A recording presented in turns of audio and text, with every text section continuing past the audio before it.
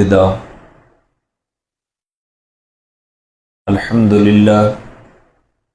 الحمدللہ وحدہ والصلاة والسلام علی من لا نبی بعدہ وعلى آلہ واصحابہ الذین اوفوا عہدا اما بعد فاعوذ باللہ من الشیطان الرجیم بسم اللہ الرحمن الرحیم وقال الذين لا يرجون لقاءنا لولا أنزل علينا الملائكة أو نرى ربنا لقد استكبروا في أنفسهم وعتوا عتوا كبيرا سبحان ربك رب العزة عما يصفون وسلام على المرسلين والحمد للہ رب العالمین سبحانک لا علم لنا الا ما علمتنا انک انت العلیم الحکیم رب اشرح لی صدری ویسر لی امری واحلل عقدۃ من لسانی یفقہوا قولی رب یسر ولا تعسر وتممه بالخیر وبک نستعین اللہم انا نسألک علما نافعا ورزقا واسعا وعملا متقبلا درود شریف پڑھ اللہم صلی علی سیدنا محمد وعلی آل سیدنا محمد افضل صلواتک بعدد معلوماتک وبارک وسلم اللہم صل علی محمد النبی الامی وعلی آلہ وسلم تسلیما 19ویں پارے کی ابتدا سورۃ الفرقان کی آیت نمبر 21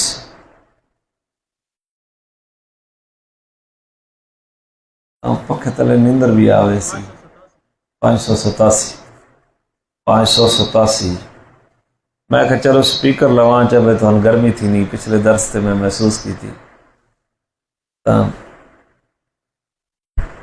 انجنوں میں ہول ہولے چھٹی تھی بھائی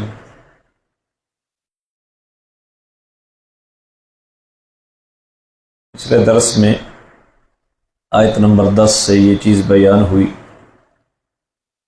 بڑی بابرکت ہے وہ ذات اگر وہ چاہے میرا پیغمبر تو یہ جو کافر آپ کے لیے فرمائشیں کر رہے ہیں وہ آپ کو اس سے بہتر دے سکتا ہے وہ ایسے باغات دے آپ کو جن کے نیچے نہریں جاری ہوں یعنی جو نعمتیں آپ کو جنت میں ملنی ہیں اللہ اس بات کے اوپر قادر ہے کہ وہی نعمتیں آپ کو دنیا میں دے سکتا ہے اور وہ آپ کے لیے محلات بنا دے تو اس بات کے اوپر قادر ہے ان کی فرمائشیں اور مطالبات اور اعتراضات یہ اس لیے نہیں ہے کہ یہ حق کو سمجھنا چاہتے ہیں بلکہ یہ لوگ تو قیامت کو جھٹلانے والے ہیں لہذا جب ان کا عقیدہ یہ ہے کہ قیامت نے نہیں آنا تو پھر ہم کسی کی اپنے مذہب کو چھوڑ کر کسی اور کی تابعداری کیوں کریں یہ تکبر ہے انہیں اور جو آدمی بھی قیامت کو جھٹلاتا ہے ہم نے اس کے لیے جلانے کا عذاب تیار کر رکھا ہے جب وہ جہنم کی آگ ایسے کافروں کو دور سے دیکھے گی تو یہ لوگ اس کا جوش سنیں گے اور اس کے چنگھاڑنے کی آواز سنیں گے جہنم بے قابو ہوگی کافروں کو دیکھ کر اور جب یہ اس کافر اس جہنم کے تنگ مکان کے اندر ڈال دیے جائیں گے اور وہ بھی باندھ کر تو وہاں یہ موت کو پکاریں گے کہ کاش ہمیں موت آ جاتی تو جواب میں مجرموں کی تذلیل کے لیے کہا جائے گا آج ایک موت کو نہ پکارو بلکہ کئی موتوں کو پکارو میرا پیغمبر آپ ان کو کہہ دیں کیا یہ جہنم کی سزا بہتر ہے یا وہ ہمیشہ کی جنت بہتر ہے جس کا متقی لوگوں کے ساتھ وعدہ کیا گیا ہے اور وہ بدلے کے اعتبار یہ ہے ان کا بدلہ اور لوٹنے کی جگہ۔ اس جنت کے اندر یہ ہمیشہ ہمیشہ کے لیے رہیں گے، اور جو چاہیں گے وہ جنت کے اندر ان کو ملے گا۔ اور یہ تیرے رب کے ذمے وعدہ ہے، یہ اس کا فضل ہے کہ اس نے متقیوں کے ساتھ جنت کا وعدہ کر دیا ہے، اور ہے بھی مانگنے کے لائق۔ اگر کوئی چیز مانگنے کے لائق ہے تو وہ کیا ہے؟ جنت ہے۔ اور جس دن ان کو اکٹھا کریں گے، اور جن کو یہ اللہ کے علاوہ معبود سمجھتے ہیں ان کو بھی اکٹھا کریں گے، تو اللہ تعالیٰ ان نیک لوگوں سے پوچھیں گے کیا تم نے میرے ان بندوں کو گمراہ کیا تھا یا یہ خود ہی رستے سے بھٹک گئے؟ تو وہ اللہ کے نیک بندے جن کو معبود سمجھ کر پکارا جاتا رہا، وہ کہیں گے کہ اللہ تیری ذات شرک سے پاک ہے، ہمارے لیے تو یہ جائز نہیں تھا، یعنی ہمارا اپنا عقیدہ بھی یہ نہیں تھا کہ ہم تیرے سوا کسی اور کو کارساز بنائیں۔ اصل یہ ہے کہ ان کو تو دفع دیتا رہا، ان کے آباء و اجداد کو بھی فائدہ پہنچاتا رہا، یہاں تک کہ یہ تیری یاد کو بھول گئے اور ہلاکت زدہ قوم ہو گئے۔ تو اب اللہ تعالیٰ فرمائیں گے ان مشرکوں کو کہ جو تم کہتے تھے، جو تمہارا دعویٰ تھا ان بزرگوں کی پوجا پاٹ کا، تو اس میں تو تمہیں انہوں نے جھٹلا دیا ہے۔ فما تستطيعون، اور تم یہ کہتے تھے کہ ہم ان کی عبادت اس لیے کرتے ہیں کہ یہ اللہ کے ہاں ہمارے سفارشی بن جائیں گے، تو یہ تمہارا خود ساختہ طریقہ تھا۔ اب تم اپنی مدد کے اوپر خود بھی قادر نہیں ہو، اور تم اس عذاب کو بھی اپنے سے ٹال نہیں سکتے۔ پھر ایک شکوے کا جواب ہے کہ قریش مکہ کہتے کہ اس کو ہم نبی کس طرح مان لیں جو کھانا کھاتا ہے، بازاروں میں چلتا ہے؟ تو اللہ تعالیٰ نے جواب دیا کہ میرا پیغمبر، ہم نے آپ سے پہلے جتنے رسول بھی بھیجے وہ سارے کے سارے کھانا بھی کھایا کرتے تھے، اپنی ضروریات زندگی کے حصول کے لیے وہ بازاروں میں بھی جاتے تھے، اور ہم نے بعض کو بعض کے لیے آزمائش بنایا ہے، نبی کو امت کے لیے اور امت کو نبی کے لیے، آسودہ حال کو تنگ دست کے لیے اور تنگ دست کو آسودہ حال کے لیے، بیمار کو صحت مند کے لیے آزمائش بنایا ہے اور صحت مند کو بیمار کے لیے آزمائش بنایا ہے۔ تو یہ کیا تم صبر کرتے ہو؟ اور تیرا رب جو ہے وہ دیکھنے والا ہے۔ یہ پچھلا درس تھا، اور اللہ کی توفیق سے یہاں ہمارے 18 پارے مکمل ہو گئے۔ آواز پوری آ رہی ہے نا سب تک؟ اب آگے اللہ تعالیٰ ایک اور شکوے کا اعادہ فرما رہے ہیں یہاں پر۔ وقال الذین لا یرجون لقاءنا، یہ بات پیچھے بھی گزر چکی لیکن یہاں ایک نئے انداز سے ہے۔ وقال الذین لا یرجون لقاءنا، اور وہ لوگ جو ہماری ملاقات کی امید نہیں رکھتے، یعنی جو قیامت کے قائل نہیں ہیں، جو یہ کہتے ہیں کہ مرنے کے بعد دوبارہ نہیں اٹھنا۔ لولا انزل علینا الملائکہ، وہ یہ کہتے ہیں کہ ہمارے اوپر فرشتے کیوں نہیں نازل ہوئے؟ اگر یہ انسان ہو کر یہ کہتا ہے کہ میرے پاس فرشتے آتے ہیں، تو ہم بھی انسان ہیں، ہم مال میں بھی زیادہ ہیں، چودراہٹ میں بھی زیادہ ہیں، تو ہمارے اوپر فرشتے کیوں نہیں نازل ہوئے؟ یہ وہ کافر مکہ کے سردار کہتے تھے۔ لقد استأو نرى ربنا، یا ہم اپنے رب کو کیوں نہیں دیکھ لیتے؟ ہم اپنے رب کو کیوں نہیں دیکھ لیتے؟ یہ کیسی خواہش کر رہے ہیں رب کو دیکھنے کی؟ دنیا کے اندر کوئی بندہ اللہ تعالیٰ کا دیدار نہیں کر سکتا، کیوں؟ انسانی آنکھ کے اندر یہ قوت ہی نہیں ہے کہ وہ خالق کائنات کی تجلیات کو برداشت کر سکے۔ حضرت موسیٰ علیہ السلام نے اللہ تعالیٰ کی بارگاہ میں یہ عرض کی تھی، یا اللہ میں تجھے دیکھنا چاہتا ہوں، تو اللہ تعالیٰ نے فرمایا لن ترانی، تو مجھے ہرگز نہیں دیکھ سکتا۔ اگر تو اسی خواہش کے اوپر ہے تو کوہ طور پہاڑ کے اوپر میں اپنی تجلی ڈالتا ہوں، اگر یہ پہاڑ اپنی جگہ کے اوپر سلامت رہا تو بھی مجھے دیکھ پائے گا۔ تو روایات میں آتا ہے اللہ تعالیٰ نے اس چھوٹی انگلی کے پورے کے نصف، آدھا پورا جتنا ہوتا ہے، اتنا نور کوہ طور کے اوپر ڈالا، وہ پہاڑ پاش پاش ہو گیا اور موسیٰ علیہ السلام بے ہوش ہو گئے۔ پھر موسیٰ علیہ السلام حدیث میں آتا ہے کہ یا اللہ میں معافی مانگتا ہوں، میں نے ایک ایسا مطالبہ کر دیا جو مجھے سجتا نہیں ہے۔ جب موسیٰ بھی نہیں دیکھ سکے تو تم کافر ہو کر، تم نبی کے گستاخ ہو کر، تم مشرک ہو کر یہ مطالبہ کر رہے ہو کہ ہم رب کو کیوں نہیں دیکھ لیتے؟ رب ہمارے سامنے آئے تب ہم اس کی نبوت کو مانیں گے، تب ہم ایمان لائیں گے۔ تو یہ بیہودہ مطالبہ ہے تمہارا۔ لَقَدِ اسْتَكْبَرُوا فِي أَنفُسِهِمْ، اصل بات یہ ہے کہ انہوں نے اپنے آپ کو بہت بڑا سمجھا ہوا ہے۔ یہ کوئی اپنے آپ کو بہت بڑی ہستی سمجھتے ہیں کہ ہم جیسا دنیا میں کوئی نہیں ہے۔ وَعَتَوْا عُتُوًّا كَبِيرًا، اور انہوں نے بہت زیادہ سرکشی کے اندر اپنی دخل اندازی کی ہے، سرکش ہو گئے ہیں انتہا درجے کے۔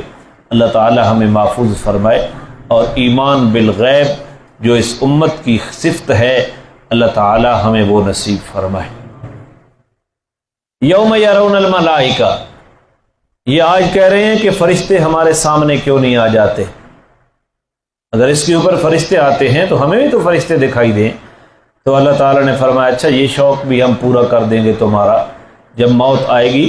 یوم یرون الملائکہ، جس دن یہ فرشتوں کو دیکھیں گے، لا بشرا یومئذ للمجرمین، اس دن مجرموں کے لیے کوئی خوشی نہیں ہوگی۔ وَيَقُولُونَ حِجْرًا مَحْجُورًا، اور یہ کہیں گے کہ کاش ہمارے اور فرشتے کے درمیان کوئی مضبوط آڑ ہو جاتی، ہم دیکھ بھی نہ سکتے۔ حدیث میں آتا ہے کہ جب نیک لوگوں کی روح قبض کرنے کے لیے فرشتے آتے ہیں تو وہ جنت سے ایک کپڑا ساتھ لاتے ہیں، ریشمی کپڑا، اس کے کفن کے طور پر، اس روح کے کفن کے طور پر جنت کی خوشبوئیں لے کر آتے ہیں، اور اس روح کو اس لپیٹ کر پہلے آسمان پر پہنچتے ہیں۔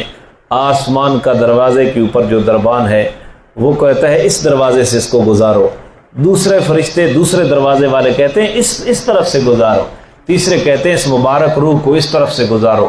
جہاں جہاں آسمان کے رستے ہیں وہاں فرشتوں کی ڈیوٹیاں ہیں، وہ تمام یہ مطالبہ کرتے ہیں کہ کتنی پاکیزہ روح ہے، یہاں سے گزارو۔ اللہ ہمیں بھی ایسا بنا دے۔ اور جو بدروح ہیں جہنم سے ایک ٹاٹ لے کر آیا جاتا ہے اور بدبوئی ہوتی ہیں، جب مردہ ان کو مرنے والا ان کو دیکھتا ہے فرشتوں کو تو بس وہ کانپنے لگ جاتا ہے اور اس کے اوپر وہ ساری کیفیات طاری ہو جاتی ہیں۔ اس کو وہ دکھائی دے رہے ہوتے ہیں، پاس بیٹھنے والے کو وہ دکھائی نہیں دے رہے ہوتے۔ تو اللہ فرما رہے ہیں یہ شوق پورا ہوگا اس وقت، اس دن مجرموں کے لیے کوئی خوشی کی بات نہیں ہوگی، اور جو اس وقت تو یہ کہیں گے کہ ہمارے اور اس فرشتے کے درمیان کوئی آڑ بن جائے، جس طرح ہم کہتے ہیں کہ ہمیں کوئی پناہ مل جائے، وہاں تو یہ پناہ تلاش کریں گے۔ وَقَدِمْنَا إِلَىٰ مَا عَمِلُوا، ہم اقدام کریں گے ان کے اعمال کی طرف، من عمل، جو بھی انہوں نے عمل کیا ہے، فَجْعَلْنَاهُ هَبَاءً مَنْثُورًا، ہم اس کو خاک کر دیں گے، اڑتی ہوئی خاک کر دیں گے، ریزہ ریزہ کر دیں گے، ان کے اعمال کی کوئی حیثیت نہیں ہوگی۔ دنیا کے اندر آج بھی مسلمانوں سے زیادہ کافر رفاعی امور کے اوپر عمل کر رہے ہیں، کہیں اسپتال بنا رہے ہیں، کہیں ڈسپنسریاں کھول رہے ہیں، کہیں پلوں کی تعمیر ہو رہی ہے، کہیں نہریں جاری کر رہے ہیں، کہیں باغات لگا رہے ہیں، کہیں جانوروں کی خدمت کر رہے ہیں، کہیں انسانوں کی خدمت کر رہے ہیں، کہیں لوگوں کو مدد کر رہے ہیں، کہیں لوگوں کے لیے پانی نکالنے کے آلات فراہم کر رہے ہیں، پانی ٹیوب ویل لگوا کے دے رہے ہیں، کہیں سولر سسٹم لگوا کر دے رہے ہیں۔ یہ کام تو بہت اچھے ہیں۔ اللہ تعالیٰ فرما رہے ہیں کہ اس کے بعد ہم ان کافروں کے اعمال کی طرف متوجہ ہوں گے، اور یہ ہاتھ رکھ لینا بھائی برق شہید نہ ہو تاکہ، اور ہم ان کے اعمال کی طرف متوجہ ہوں گے اور ہم ان کے اعمال کو کیا کر دیں گے؟ ادھر کیا لکھا ہوا ہے؟ خاک بنا دیں گے، اڑا دیں گے اس کو خاک، کوئی وقعت نہیں ہوگی ان کے اعمال کی۔ ہاں اللہ تعالیٰ کے انصاف کا تقاضا ہے، ان کو دنیا کے اندر بدلہ دے گا۔ لوگ کہیں گے کہ یہ بڑا اچھا آدمی ہے، بڑے اچھے کام کر رہا ہے، غریبوں کی خدمت کر رہا ہے، مخلوق خدا کی خدمت کر رہا ہے، لوگوں کے لیے آسائش اور آسانیاں پیدا کر رہا ہے۔ وہ دنیا کے اندر نیک نامی اور تعریف کی صورت میں ان کو بدلہ دے دیا جائے گا۔ آخرت میں ان کے اعمال کو خاک بنا کر اڑا دیا جائے گا۔ آخرت میں اعمال کی قبولیت کے لیے 3 شرطیں ہیں۔ پہلی شرط ایمان ہونا ہے، پہلی شرط ایمان ہونا ہے، اور دوسری شرط جو ہے وہ اخلاص ہونا ہے کہ جو کام بھی کیا جائے وہ کس کو راضی کر لیے؟ اللہ کو راضی کرنے کے لیے۔ اور تیسری شرط آخرت میں قبول اعمال کی وہ اتباع سنت ہے، طریقہ پیغمبر ہے۔ اگر پیغمبر کے طریقے کے مطابق اعمال نہیں کیے تب بھی قبول نہیں ہوں گے۔ اگر اللہ کی رضا مقصود نہ ہوئی، جس کا نام اخلاص ہوتا ہے، وہ نہ ہوا تب بھی قبول نہیں ہوں گے۔ اور ایمان تو بنیاد ہے، اگر ایمان نہ ہوا تو پھر تو بالکل ہی ستیہ ناس ہو جائے گا۔ تو 3 شرطیں ہیں۔ لہذا کئی لوگ ایسے ہوتے ہیں وہ بڑے رفاعی امور کر رہے ہوتے ہیں، نہ نماز ہے، نہ روزہ ہے، نہ کوئی اور دینی امور کی طرف توجہ ہے، ایمانیات تک کا بھی پتہ نہیں ہے کہ ایمانیات کے کیا کیا درجے ہیں، لیکن رفاعی امور میں اپنے آپ کو بڑھ چڑھ کر پیش کر دیتے ہیں۔ یاد رکھو، دنیا میں اللہ بدلہ دے گا کہ یہ اچھا آدمی ہے، یہ بڑا رحم دل آدمی ہے، لوگ اس کی تعریف کر دیں گے، لیکن اگر ایمان، اخلاص اور اتباع سنت نہ ہوا تو دنیا کے اعمال کا کوئی وزن قیامت کے دن نہیں ہوگا۔ تو اللہ تعالی ہمیں سمجھنے کی توفیق عطا فرمائے۔ وَقَدِمْنَا إِلَىٰ مَا عَمِلُوا مِنْ عَمَلٍ فَجَعَلْنَاهُ هَبَاءً مَنْثُورًا۔ اصحاب الجنت، قرآن کا طرز ہے، جہنمیوں کا تذکرہ کرتا ہے تو ساتھ جنتیوں کا تذکرہ بھی کرتا ہے۔ اصحاب الجنت یومئذ خیر مستقرا، اور جنت والے اس دن ٹھکانے کے اعتبار سے بہترین جگہ کے اوپر ہوں گے۔ مستقر کہتے ہیں مستقل رہائش کو، جو مستقل پتہ، اہل جنت کی مستقل رہائش بھی بہت بہتر ہوگی۔ وَأَحْسَنُ مَقِيلًا، اور ان کی عارضی قیام گاہ بھی بڑی بہترین ہوگی۔ قیلولہ، مقیلہ قیلولہ، یہ قیلولہ انسان دوپہر میں عارضی نیند کرتا ہے نا تھوڑی رات کو عبادت کے لیے، اور روایات میں آتا ہے کہ قیلولہ نیک لوگوں کا طریقہ ہے، نیک لوگ قیلولہ کرتے ہیں۔ قیلولے سے مقصد سونا نہیں ہوتا، قیلولے کا مقصد یہ ہوتا ہے کہ تاکہ رات کو میں جلدی اٹھ کر تہجد کے وقت اٹھ سکوں اور جلدی جلدی اللہ کے ساتھ اپنے ناز و نیاز کو بیان کر سکوں، اس لیے وہ نیک لوگ دن کو قیلولہ کرتے ہیں۔ قیلولہ ہے تو سنت، علماء نے اس کی ایک حکمت لکھی ہے، قیلولہ سنت کے مطابق کرنے والا، اس کی حکمت یہ ہے کہ اس سے عقل بڑھتی ہے، اس سے عقل بڑھتی ہے، ضرور کرنا چاہیے۔ تو جنت، جو جنتی ہوں گے اس دن ان کا مستقل ٹھکانہ بھی بہترین ہوگا اور عارضی ٹھکانہ بھی بہترین ہوگا۔ اللہ ہمیں عطا فرما۔ وَيَوْمَ تَشَقَّقُ السَّمَاءُ بِالْغَمَامِ، اور جس دن آسمان سے آسمان پھٹے گا بادلوں کی صورت میں، وَنُنَزِّلَ الْمَلَائِكَةُ تَنزِيلًا، اور فرشتے اس بدلی کے ساتھ اتریں گے، بادل کی شکل میں ایک ٹکڑے ٹکڑے کر کے کوئی چیز اترے گی، اس کے اندر فرشتے ہوں گے۔ یہ قیامت کا منظر ہے، میدان محشر کا منظر ہے۔ زمین والے فرشتے تو وہیں ہوں گے، آسمان جب پھٹ جائے گا آسمان سے فرشتے ٹولیوں کی شکل میں اتریں گے، بادلوں کی صورت، بادلوں کے اندر اتریں گے۔ الملک یومئذ الحق للرحمن، آج کے دن سچی بادشاہی کا مالک رحمان ہے۔ حقیقی بادشاہی کس کی؟ دنیا میں کس کی ہے بھائی؟ دنیا میں بھی اللہ کی بادشاہی ہے، شہنشاہ مطلق اللہ ہے، لیکن دنیا کے اندر اس نے عارضی بادشاہی دی ہے۔ ہم بھی کہتے ہیں میری ملکیت کے اندر قدم نہ رکھنا، یہ میری سلطنت ہے، اس کے قدم نہ رکھنا، یہ میرا ملک ہے، یہ میرا خطہ ہے، یہ میرا علاقہ ہے۔ لیکن قیامت کے دن کوئی خطہ، کوئی علاقہ کسی کا نہیں ہوگا، عارضی بھی کسی کا نہیں ہوگا، اور اللہ تعالیٰ کی بادشاہی ہوگی۔ اور جب ساری کائنات کو تباہ کر دیا جائے گا، اللہ تعالیٰ پوچھے، جب اسرائیل علیہ السلام بھی فوت ہو جائیں گے، لمن الملک اليوم، اللہ پوچھیں گے آج کس کی بادشاہی ہے، کوئی جواب نہیں آئے گا، پھر خود ہی فرمائے گا للہ الواحد القہار، للہ الواحد تو یہ فرمایا جا رہا ہے جس دن آسمان سے بادلوں کی صورت میں فرشتے اتریں گے، آسمان پھٹ جائے گا، اس دن سچی بادشاہی کس کی ہوگی؟ تو تعلق کس سے بنانا چاہیے؟ جس کی بادشاہی دنیا میں بھی مضبوط ہے اور آخرت کے اندر بھی مضبوط ہے، جس کی بادشاہی کو کوئی زوال نہیں ہے، اس کے ساتھ اپنا تعلق بنا لو۔ وَكَانَ يَوْمًا عَلَى الْقَافِرِينَ عَسِيرًا، یہ دن کافروں کے اوپر بڑا مشکل ہوگا، اللہ محفوظ فرمائے، کافروں کے لیے بڑا مشکل ہوگا۔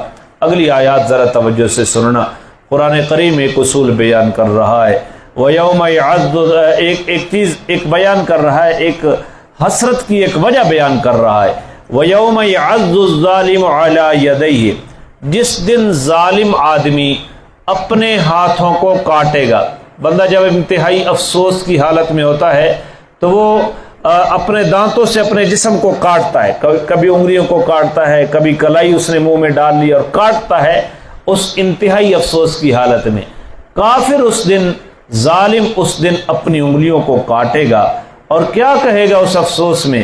یقول یا لیتنی اتخذت مع الرسول سبیلا، کاش کہ میں نے رسول کے ساتھ رستہ اپنایا ہوتا، یعنی دین کے اعتبار سے میں نے امام الانبیاء کی رسالت والے رستے کو اپنایا ہوتا اور حضور کی شریعت کے اوپر عمل کیا ہوتا۔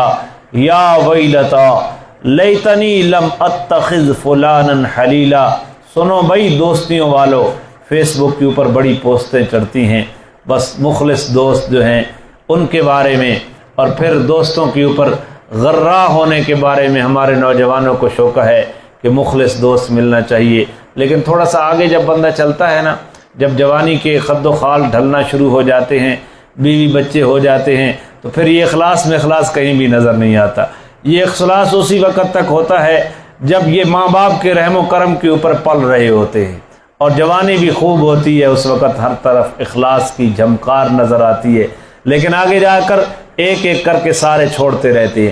اللہ فرما رہے ہیں قیامت کے دن کافر، ظالم، کافر نہیں کہا ظالم کہا ہے، اب ظالم تو کلمہ پڑھنے والا بھی ہو سکتا ہے۔ جس دن ظالم اپنے ہاتھوں کو کاٹ کر کہے گا کاش کہ میں نے اپنا رستہ رسول کے ساتھ اپنایا ہوتا، یعنی دین محمد کی تابعداری کی ہوتی اپنی زندگی میں، اور کاش کہ میں نے فلاں کو اپنا دوست نہ بنایا ہوتا، فلاں کو اپنا دوست نہ بنایا ہوتا۔ لقد اضلنی عن الذکر بعد اذ جاءنی، اس نے مجھے نصیحت آ جانے کے بعد گمراہ کر دیا، قرآن اور سنت آ جانے کے بعد، شریعت آ جانے کے بعد میرے اس دوست نے مجھے کیا کر دیا؟ اکٹھے بیٹھے ہیں، ایک دوست نماز کے لیے جانے کے لیے کوشش کرتا ہے، اور بڑا حاجی آیا تو پڑھ گئی سے نماز سن پتہ جڑی تو یہ بھی بیٹھ گیا، اور کتنی نافرمانیوں دوستوں کی وجہ سے کتنی اللہ کے پیغمبر کی نافرمانیاں کرتا ہے۔ تو یہ اخلاص اس وقت سمجھ آئے گا یہ اخلاص تھا یا وہ لوگ تیرے لیے ابلیس کا کردار ادا کر رہے تھے۔ اب قرآن کی اس آیت کو یاد کر لو، دوسرے مقام پر آتا ہے قرآن میں الاخلاء یومئذ بعضهم لبعض عدو، کہ اس دن دوست دوست کا دشمن ہوگا، الا المتقین، سوائے متقیوں کے، یعنی جس دوستی کی بنیاد دین ہے، جس دوستی کی بنیاد تقوی ہے، جس دوستی کی بنیاد اتباع شریعت ہے، اس دوستی میں تو فائدہ ہوگا، وگرنہ باقی ساری دوستیاں قیامت کے دن دشمنیوں میں تبدیل ہو جائیں۔ حضور علیہ الصلوۃ والسلام نے اس کے بارے میں بہت زیادہ ارشاد فرمایا۔ آپ نے فرمایا لا یاکل طعامک الا تقی، تیرا کھانا جو ہے متقی کے علاوہ کوئی اور نہ کھائے۔ جب بھی تو کسی کی دعوت کر، کسی متقی آدمی کو کھانا کھلا، وہ کھانا اس کے جسم کا عضو بنے گا، اس کو طاقت حاصل ہوگی، وہ نماز پڑھے گا، وہ دعائیں کرے گا، وہ اطاعت کے جذبے میں اپنے آپ کو شریک کرے گا، تو تجھے بھی ثواب ملے گا۔ تیرے کھانے کی وجہ سے اس کو یہ نعمت، یہ طاقتیں ملی ہیں، اس کو یہ توانائی ملی ہے۔ اور حضور نے فرمایا لا تصاحب الا مومنا، اپنا ساتھی مومن کے علاوہ کسی اور کو نہ بنا۔ کون تعلیم دے رہا ہے؟ بولتے نہیں ہیں یار، کون بھی ایک ایک مائک رکھ دے گی۔ لا تصاحب الا مومنا، مومن کے علاوہ کسی کو ساتھی آج قادیانیوں کے ساتھ دوستی ہے، عیسائیوں کے ساتھ دوستی ہے، یہودیوں کے ساتھ دوستی ہے، باطل لوگوں کے ساتھ دوستی ہے۔ نبی پاک نے فرمایا لا تصاحب الا مومنا، مومن کے علاوہ کسی کو دوست نہ بنا۔ اور اپنا حضور علیہ السلام سے پوچھا گیا یا رسول اللہ ہمیں مجلس کس کے ساتھ کرنی چاہیے، مجلس مارکا، کس کے ساتھ ہمارا مارکا ہونا چاہیے، کس کے ساتھ ہماری بیٹھک اٹھک ہونی چاہیے؟ سنو، میرے نبی نے یہاں بھی خوبصورت تجویزیں دی ہیں۔ میرے نبی نے فرمایا جس کی گفتگو سے تیرا علم بڑھے، جس کی گفتگو سے تیرا علم بڑھے، جس کے عمل کو دیکھ کر آخرت کی یاد تازہ ہو۔ جی ایک تیسری نشانی بھی آپ نے فرمائی، کسی کو یاد ہے تو بتا دیں، میرے ذہن میں وہ تیسری نہیں رہی۔ حدیث میں آپ نے تین چیزیں بتائی، جس کے علم سے اضافہ ہو، جس کے عمل کو دیکھ کر آخرت کی یاد تازہ۔ ایک اور بھی تھی، بارہ چلو یاد آ گئی تو میں تمہیں بتا دوں گا۔ حضور علیہ الصلوۃ والسلام نے بری دوستی کی مثال اور اچھی دوستی کی مثال حدیث میں فرمائی۔ آپ نے فرمایا اچھی دوستی کی مثال خوشبو کی دکان کی طرح ہے۔ آپ اگر خوشبو کی دکان پہ جائیں، خوشبو خریدیں تو بہت بہتر ہے، اگر نہ بھی خریدیں تب بھی خوشبو تو مفت آئے گی نا، خوشبو تو آئے گی۔ اور بری دوستی کی مثال بھٹی والوں کی طرح ہے۔ بھٹی والے کے پاس جائیں گے، اول تو چنگاریوں سے تمہارے کپڑے جل جائیں گے، کپڑے نہ بھی جلے تو کم از کم دھواں اور بدبو تو ضرور آئے گی۔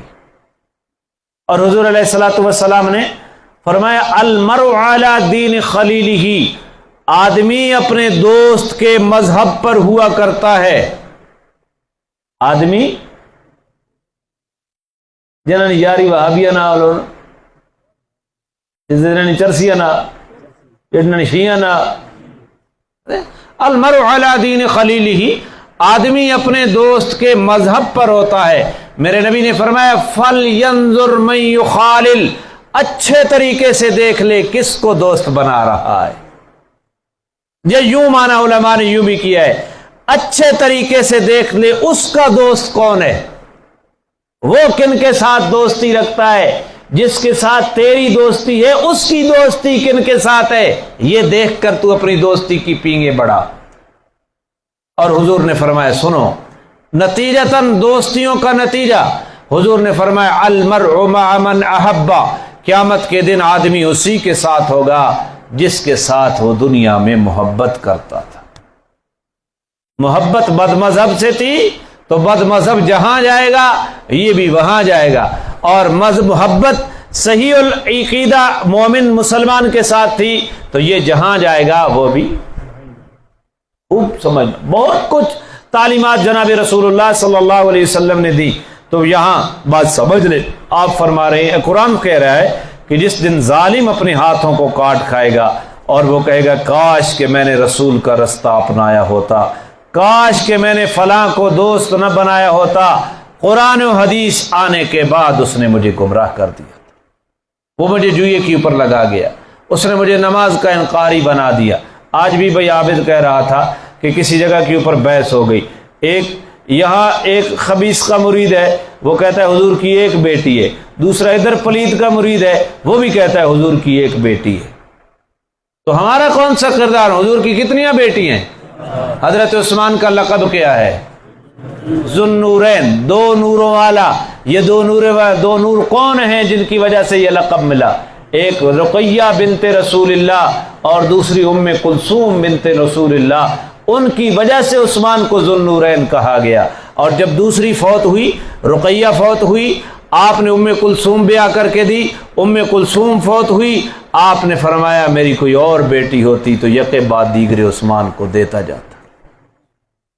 اور زینب آپ کی بیٹی ہے، آپ صلی اللہ علیہ وسلم کی بیٹی جو ابو العاص کی بیوی ہیں، ابو العاص کی بیوی ہیں، جن کا ہار آیا تھا غزوہ بدر کے موقع پر، جو قیدی ہوئے ان قیدیوں کو چھڑانے کے لیے آپ علیہ الصلوۃ والسلام نے اس ہار کو دیکھا، آپ دیدہ ہو گئے، آپ نے فرمایا میری اس بیٹی کو اس کی ماں خدیجہ نے یہ ہار تحفہ دیا تھا، میری صحابہ، میرے شاگردوں، اگر تمہاری اجازت ہو تو میں اپنی بیٹی کو ہار واپس کر دوں۔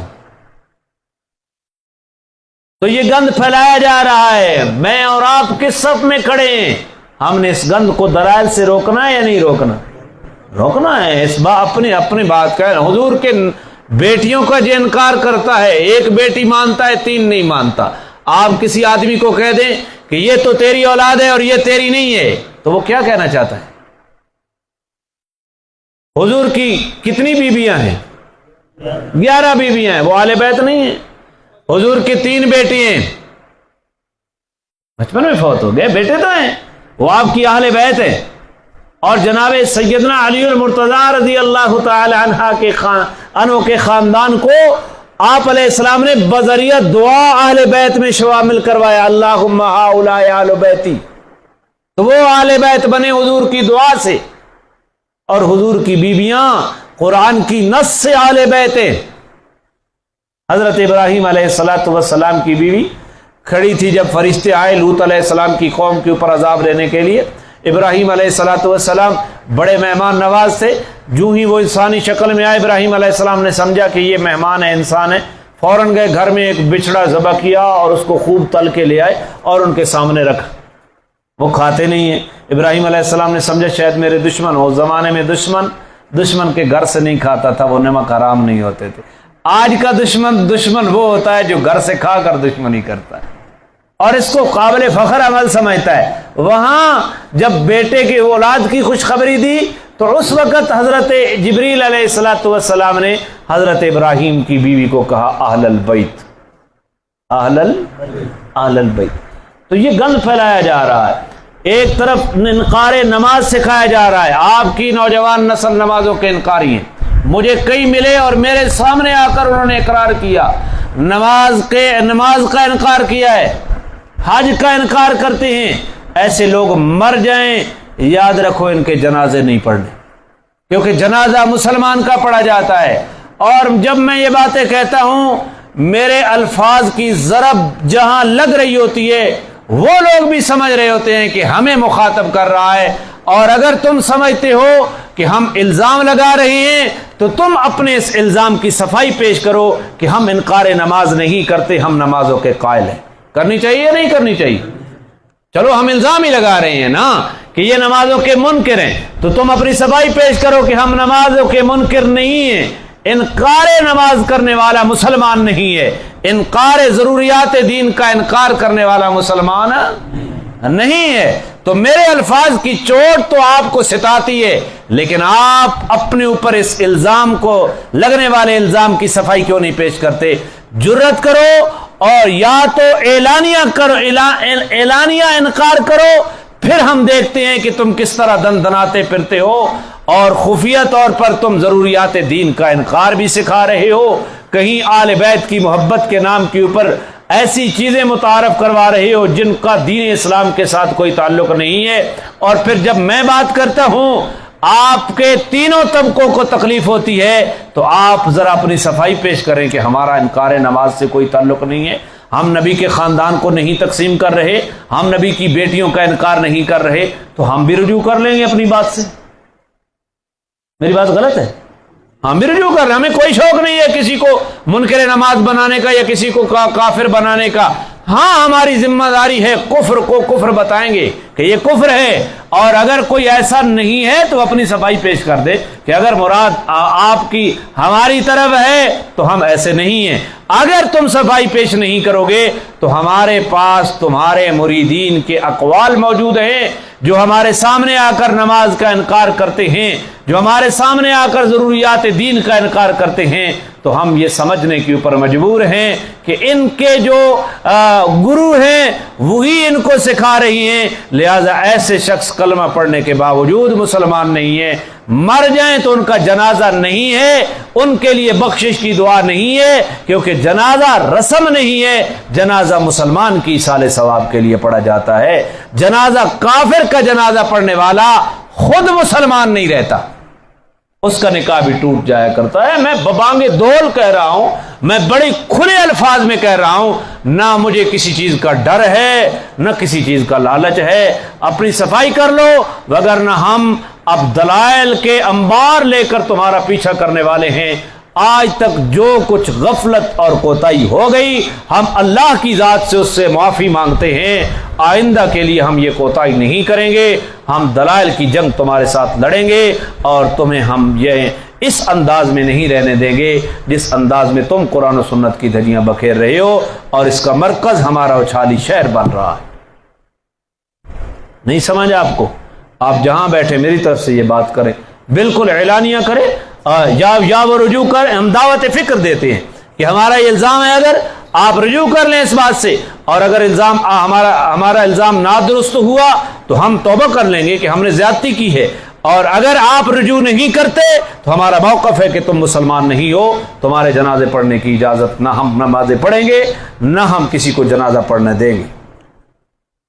ٹھیک بات ہے نا؟ روکیں گے لوگوں کو کہ مسلمان کا جنازہ پڑھا جاتا ہے، غیر مسلم کا جنازہ نہیں پڑھا جاتا، اور اس کے اوپر ہمارے پاس بڑے دلائل موجود ہے کہ جو آدمی کلمہ پڑھتا ہے نماز کا انکار کرتا ہے وہ مسلمان نہیں ہے۔ آپ پوچھیں علماء سے، جو آدمی کلمہ پڑھتا ہے نماز زکوٰۃ کا انکار کرتا ہے مسلمان نہیں ہے، جو آدمی کلمہ پڑھتا ہے حج کا انکار کرتا ہے وہ مسلمان نہیں ہے، جو آدمی کلمہ پڑھتا ہے حضرت عائشہ کے اوپر تہمت لگاتا ہے وہ مسلمان نہیں ہے، جو آدمی کلمہ پڑھتا ہے صدیق اکبر کی صحابیت کا انکار کرتا ہے وہ مسلمان نہیں ہے، جو آدمی کلمہ پڑھتا ہے لیکن ختم نبوت کا انکار کرتا ہے وہ مسلمان ہے، تو اس کا کلمہ اس کو مسلمان نہیں کر سکتا جب تک ان تمام چیزوں کے اوپر وہ ایمان نہ لائے۔ اللہ تعالیٰ ہمیں سمجھنے کی توفیق عطا فرمائے۔ تو لہذا میں نے یہ بات اس لیے کی ہے کہ حضور نے فرمایا کہ دوست بنانے سے پہلے دیکھ لو کہ کس کو دوست بنا رہے ہو، یا یوں معنی کر لے کہ دوست بنانے سے پہلے دیکھ لو کہ اس کی دوستی کن کے ساتھ ہے، اس کی دوستی، بلکہ جو صحابہ کے گستاخ ہیں حدیث میں آتا ہے لا تجالسوہم، ان کے ساتھ مت بیٹھو، ولا تناقحوہم، ان کے ساتھ نکاح نہ کرو، اور ولا تصلی علیہم، ان کا جنازہ نہ پڑھو، ولا تشاربوہم، ان کے ساتھ پیو نہیں، ان کے ساتھ لا تآکلوہم، ان کے ساتھ کھاؤ نہیں۔ اللہ تعالیٰ ہمیں دین متین کے اوپر صحیح طریقے سے کھڑا ہونے کی توفیق عطا فرمائے۔ تو وہ دوست کے بارے میں کہے گا کہ اس نے مجھے گمراہ کر دیا ہے، بعد جاءنی، ذکر آنے کے بعد، وکان الشیطان للانسان خذولا، اور انسان کو وقت کی، شیطان انسان کو وقت کے اوپر، عین وقت کے اوپر دغا دے دیتا ہے، دھوکہ دے دیتا ہے۔ اب دوسری بات سنو، وقال الرسول، اس کا عمومی مطلب یہ ہے قیامت کے دن اللہ کے پیغمبر یہ مقدمہ کریں گے اپنی امت کے خلاف۔ وقال الرسول، اللہ کے پیغمبر یہ بات کہیں گے، یا رب، اے میرے رب، ان قوم اتخذوا ھذا القرآن ماجورا، میری اس قوم نے اس قرآن کو چھوڑ دیا تھا، میری اس قوم نے قرآن کو، اس کا ایک مطلب تو واضح ہے قرآن کا انکار کر کے۔ یہاں آپ کے شہر کے اندر ایسے نوجوان لڑکے میرے علم میں جو کہتے ہیں قرآن کے 30 پارے نہیں ہیں، قرآن کے پارے زائد تھے۔ آپ دیکھیں کہ یہ کہاں بیٹھتے ہیں، کہاں سے ان کو یہ تعلیم مل رہی ہے، جو قرآن کے 30 پاروں کے بجائے 40 مانتا ہے، مسلمان کس طرح ہے؟ اللہ تو فرما رہا ہے انا نحن نزلنا الذکر وانا لہ لحافظون۔ تو جب ایسی جرت پیدا ہو گئی ہے کہ نجی مجالس میں نوجوان بول کر ایسی باتیں کہہ رہا ہے، اس کو کوئی اتنی مضبوط ڈھارس تو بندھوائی گئی ہے کہ وہ اس بکواس کے اوپر بھی اسے کوئی ڈر نہیں لگ رہا۔ تو یہ کمزوری میری اور آپ کی ہے نہیں۔ اور پیغمبر کہہ گئے کہ اس قوم نے قرآن کو چھوڑ دیا تھا، یہ تو انکار قرآن ہے، یا عملاً قرآن کو چھوڑ دیا، اس نے کبھی بھی اس کو پیغام سمجھ کر نہیں سمجھا کہ یہ پیغام الہی ہے، مجھ سے کیا مطالبہ کر رہا، قرآن کے مطابق اپنا عقیدہ نہیں بنایا، قرآن کے مطابق اپنا عمل نہیں بنایا، قرآن کو کسوٹی نہیں بنایا اپنی زندگی کی، تو پیغمبر قیامت کے دن کہے گا یا رب ان قوم اتخذوا ھذا القرآن مہجورا، اے میرے پروردگار، میری اس قوم نے قرآن کو چھوڑ دیا تھا۔ اور حدیث میں آتا ہے قرآن قیامت کے دن تیرے لیے حجت ہوگا یا تیرے خلاف حجت ہوگا۔ یا اللہ قرآن کو ہمارے حق میں حجت بنا، آمین کہہ دیں۔ اللہ ایسی چیز سے محفوظ فرمانا کہ کل قرآن قیامت کے دن ہمارے خلاف گواہی دے دے۔ اور اس کائنات میں قرآن سے بڑھ کر ہدایت کی کوئی کتاب نہیں۔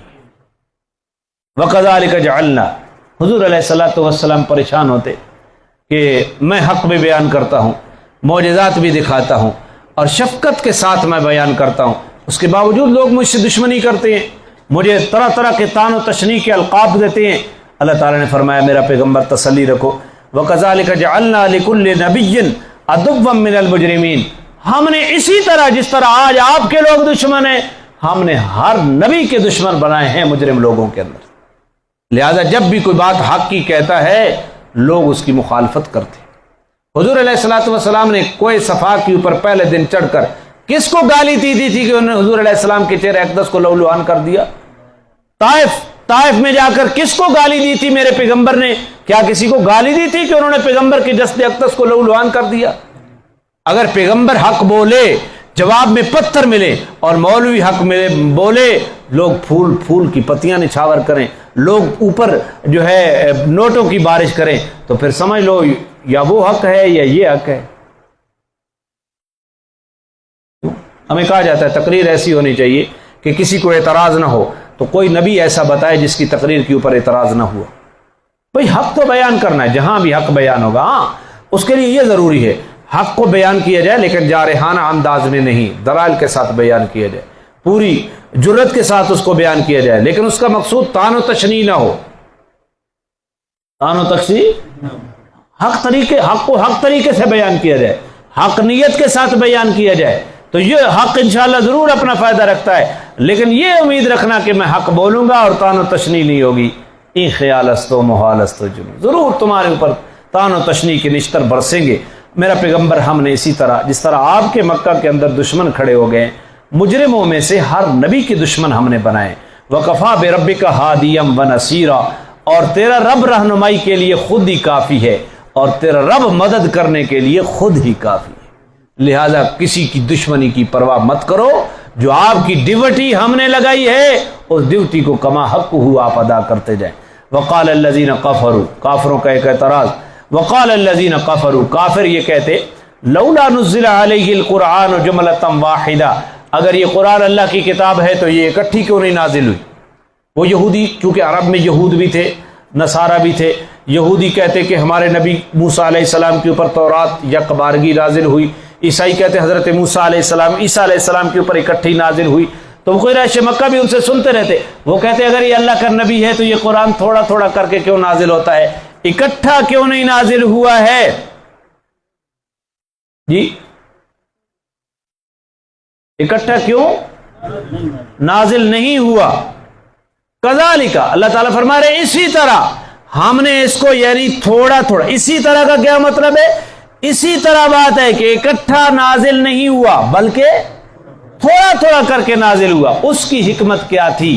لِنُثَبِّتَ بِهِ فُؤَادَكَ، تاکہ تیرے دل کو ہم مضبوط کریں اس قرآن کے بار بار نزول سے۔ حضور کی دشمنی ہوتی نا تو پھر قرآن آتا تو حضور کا دل پھر مضبوط ہو جاتا، ایمان والوں کے دل پھر مضبوط ہو جاتا۔ اور ادھر سے کوئی وَرَتَّلْنَاهُ تَرْتِيلًا، کیا معنی لکھا ہوا ہے؟ ہم اس کو ٹھہر ٹھہر کر پڑھتے ہیں، یہ بھی ایک حکمت ہے، ٹھہر ٹھہر کر اس کو پڑھا جائے تاکہ یاد کرنا بھی آسان ہو اور سمجھنا بھی کیا ہو، آسان ہو۔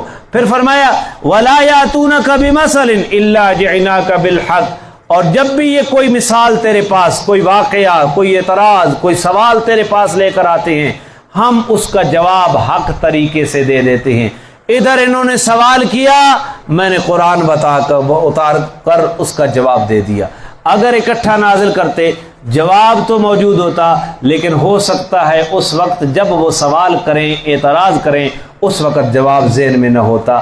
لہٰذا ہم، یہ بھی ایک حکمت تھی کہ جب بھی وہ کوئی اعتراض یا سوال کریں ہم اس کا جواب آپ کو دے دیں، اس لیے تھوڑا تھوڑا کر کے نازل کیا۔ وَأَحْسَنَ تَفْسِيرًا، اور اس کی بہت خوب طریقے سے ہم نے وضاحت کی ہے۔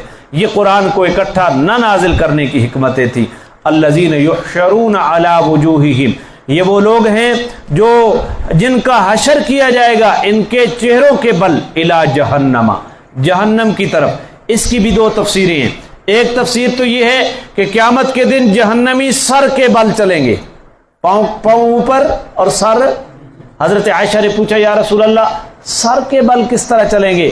آپ صلی اللہ علیہ وسلم نے فرمایا یا عائشہ جو اللہ ٹانگوں کے اوپر چلا سکتا ہے سر کے بل نہیں چلا سکتا، تو سر کے بل چلے گا اور بھاگیں گے سر کے بل، لیکن ٹانگیں ہوں گی اوپر۔ دوسری تفسیر اس کے یہ ہے کہ جہنمیوں کو فرشتے رسی ڈال کر ان کے پاؤں میں گھسیٹیں گے اور چہرہ زمین کے اوپر گھسٹتا ہوا چلا جائے گا۔ الذین یحشرون علی وجوہہم الی جہنم، یہ وہ لوگ ہیں جن کا حشر کیا جائے گا ان کے چہروں کے بل الی جہنم، جہنم کے طرف۔ اولئک شر مکانا، یہ مکان کے اعتبار سے بھی برے ہوں گے، واضل سبیلا، اور دنیا کے مذہب کے اعتبار سے بھی یہ سب سے زیادہ گمراہ تھے۔ آخرت میں ان کا ٹھکانہ بھی برا ہوگا اور دنیا کے اندر ان کا مذہب بھی برا تھا۔ اللہ ہمیں ایسے لوگوں سے محفوظ فرمائے۔ پڑھ لیں اعوذ باللہ من الشیطان الرجیم، بسم اللہ الرحمن الرحیم۔ وقال الذین لا یرجون لقاءنا لولا انزل علینا الملائکۃ او نرى ربنا لقد استكبروا في انفسهم وعتوا عتوا كبيرا۔ آواز سے پڑھا کریں، اب تو کوئی نماز نہیں پڑھ رہا نا کہ جس کی نماز میں ہم خلل ڈال رہے ہوں، یہ مقام تعلیم ہے، بہت زیادہ ثواب ملے گا۔ یوم یرون الملائکۃ لا بشرى یومئذ للمجرمین ویقولون حجرا محجورا وقدمنا إلى ما عملوا من عمل فجعلناه هباء منثورا۔ أصحاب الجنة يومئذ خير مستقرا وأحسن مقيلا ويوم تشقق السماء بالغمام ونزل الملائكة تنزيلا۔ الملك يومئذ الحق للرحمن وكان يوما على الكافرين عسيرا۔ ويوم يعض الظالم على يديه يقول يا ليتني اتخذت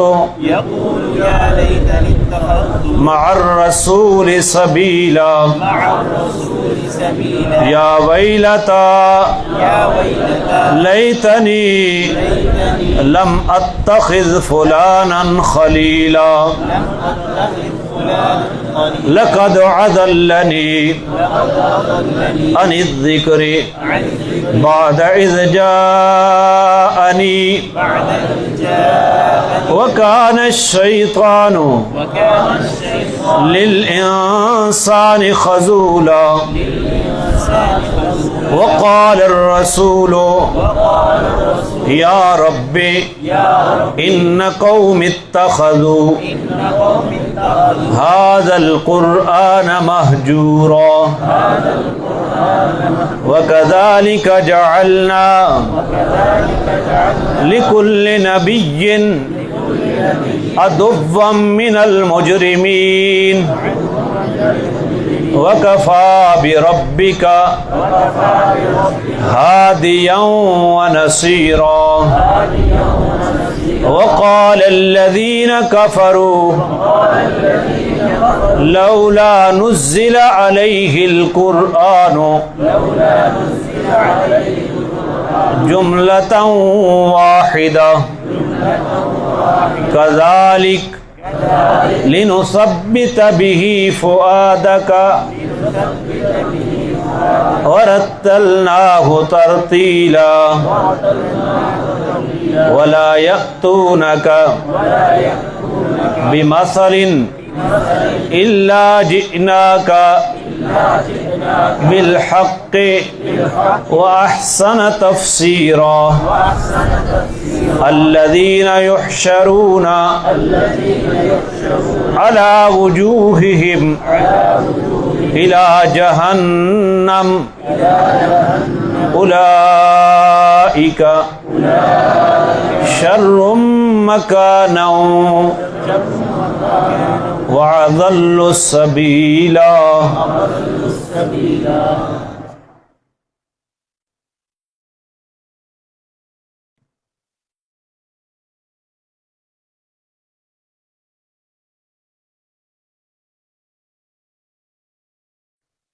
भाई नमाज के फ़राइज़ की बात हो गई, अब आज पढ़ने हैं वाजिबात नमाज। पहला सवाल है वाजिबात नमाज से क्या मुराद है? सवाल समझ आ गया? वाजिबात नमाज किसे कहते हैं? जवाब, वाजिबात नमाज उन चीज़ों को कहते हैं जिनका नमाज में अदा करना ज़रूरी है, जिनका नमाज में अदा करना, अगर उनमें से कोई चीज़ भूले से छूट जाए, अगर उनमें से कोई चीज़ भूले से छूट जाए तो सजदा साहव कर लेने से नमाज दुरुस्त हो जाती है।